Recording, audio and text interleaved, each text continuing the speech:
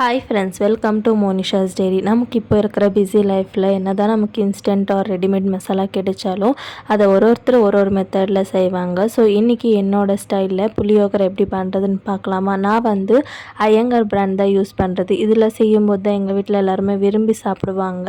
And டேஸ்ட்டுமே வந்து ஒரு 90% வந்து இந்த கோயிலில் கொடுக்குற பிரசாதம் மாதிரியே இருக்கும். ஸோ கண்டிப்பாக நீங்கள் ட்ரை பண்ணது இல்லைன்னா ஒரு வாட்டி ட்ரை பண்ணி பாருங்கள்.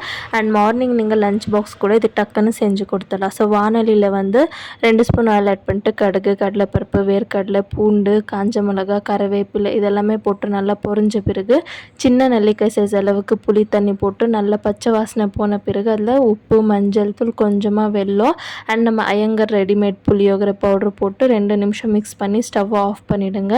இப்போ நம்ம குக் பண்ணி வச்சுருக்க ரைஸ், கொத்தமல்லி தூவி மிக்ஸ் பண்ணிட்டிங்கன்னா டேஸ்டியான புளியோகரை வந்து ரெடி ஆகிடும். கண்டிப்பாக ட்ரை பண்ணி பாருங்கள், உங்களுக்கும் பிடிக்கும். பாய்.